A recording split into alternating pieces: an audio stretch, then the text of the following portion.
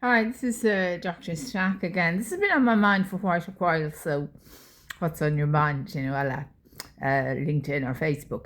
If people are sovereign, why can't they understand the law? Now, the reason I'm talking about this is because it applies to myself. I could ask myself that question. For a long time. What if I told you that you are sovereign? I mean, sovereignty, we hear about it a lot, but do we really understand it? But you may not actually be able to exercise that sovereignty. The Constitution of Ireland says that all powers come from the people. That's my favourite article, Article 6. The Constitution of Ireland says that all powers come from the people. But here's the question, slightly worded slightly differently. If the people cannot understand the law, I mean, how many of us understand our basic rights, for example, or have they ever been explained to us? Can they really be sovereign at all? This is the point I'm making. What does sovereignty mean?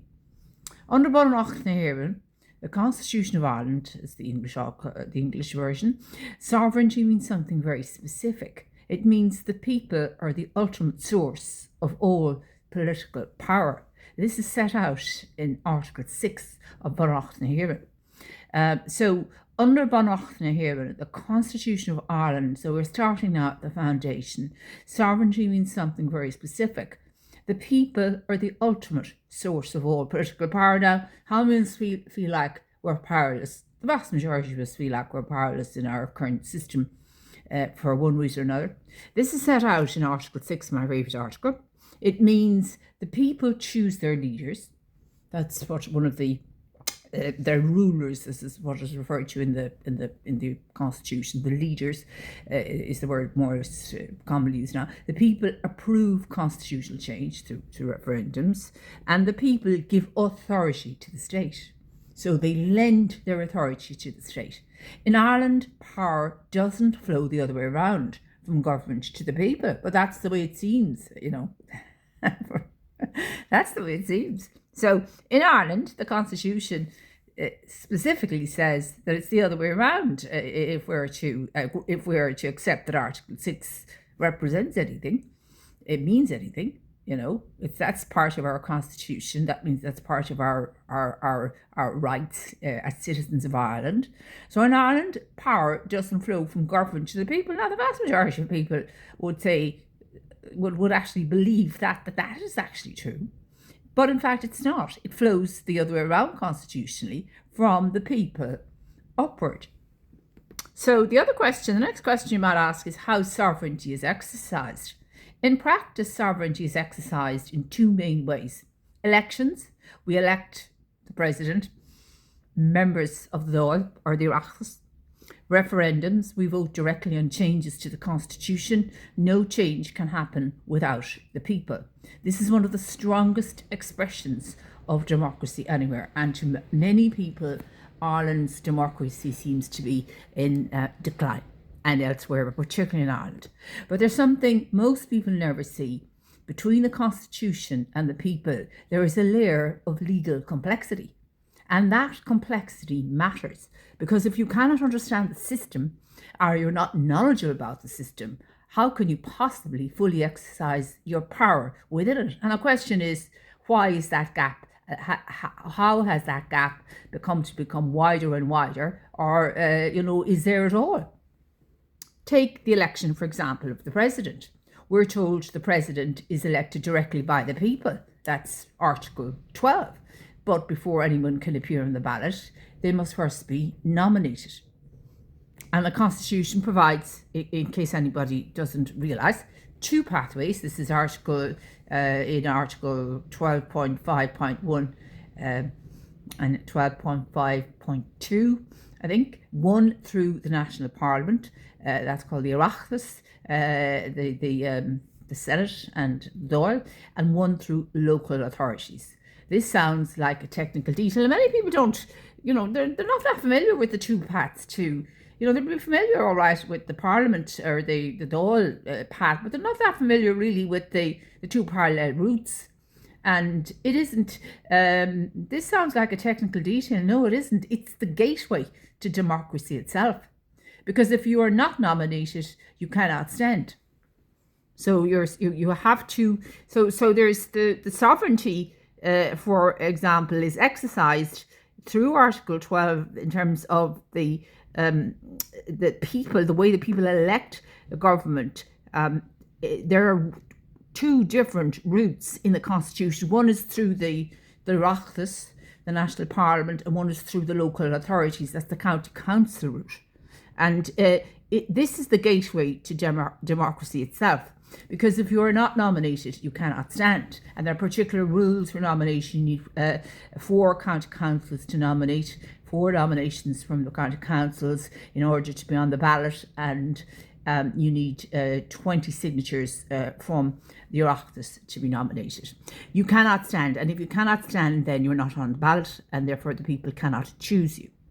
When you look closely, something important emerges. These two nomination pathways are separate, and I like to think to them in mathematics as parallel.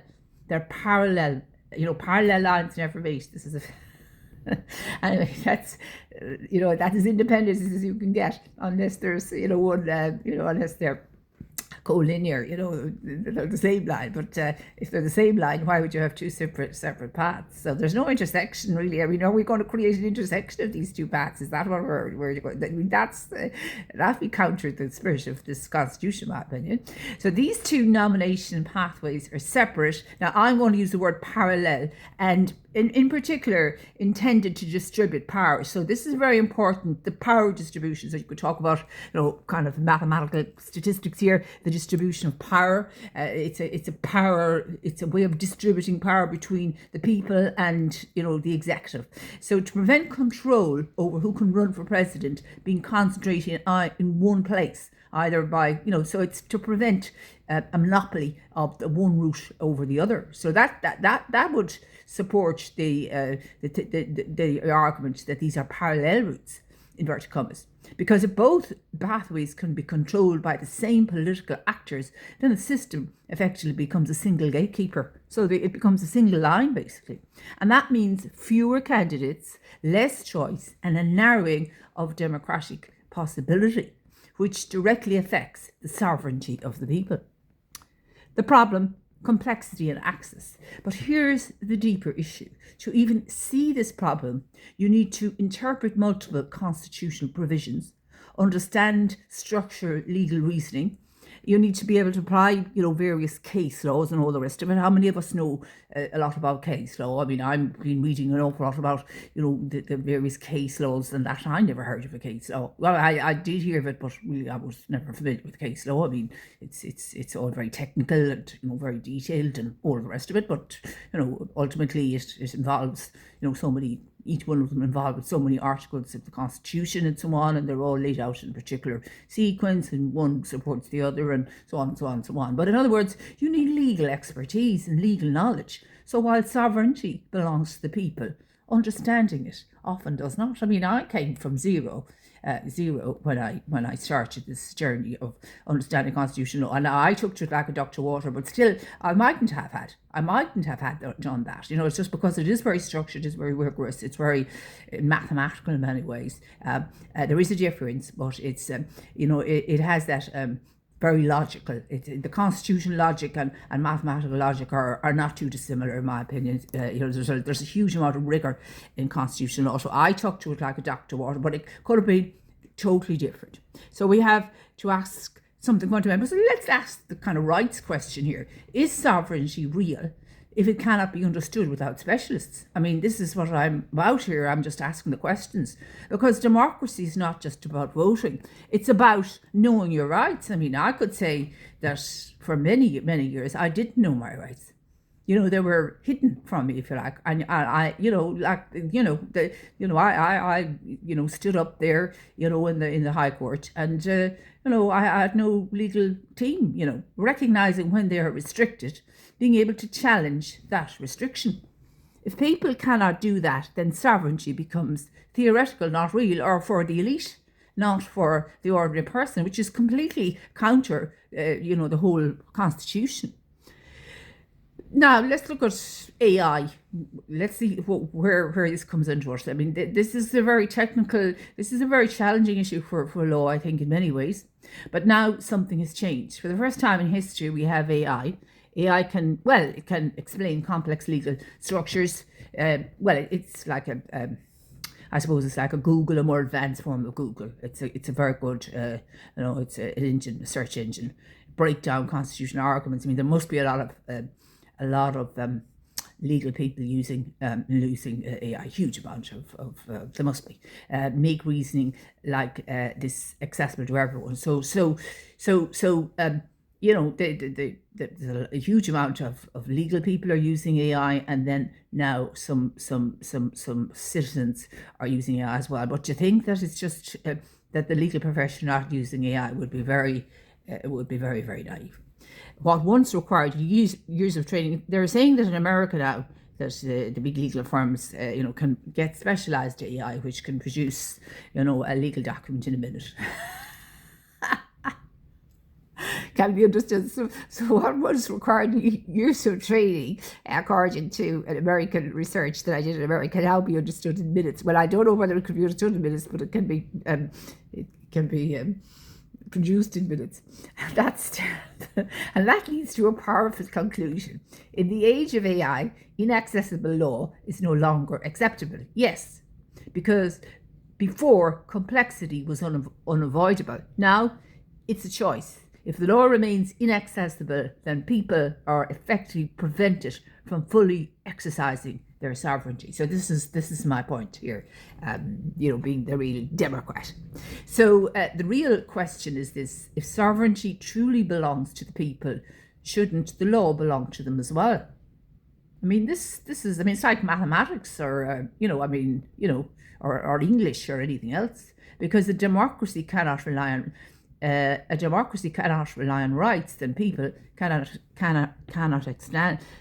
Because a democracy cannot rely on rights that people cannot understand. Absolutely. I mean, I have been in this position. Really, I'm only a learner in constitutional law as I go along. I try and look at the articles and read all around these case laws and try and figure this out and that out and the other out and understand the power of this and what it means and think, and then it's not easy.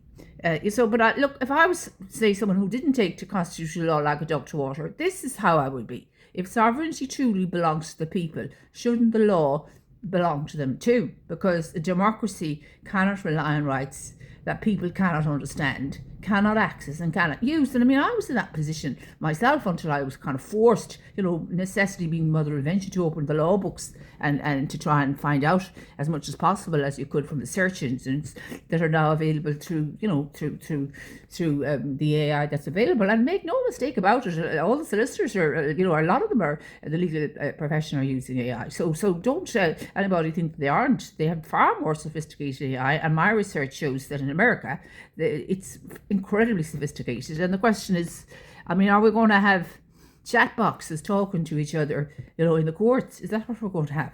I really think that this, we have to think about this. If you found this thought-provoking, subscribe for more discussions on law, democracy, and the future rights in an AI world. There's a lot of things we could talk about here, but there is just a couple of points there that occurred to me about law, because I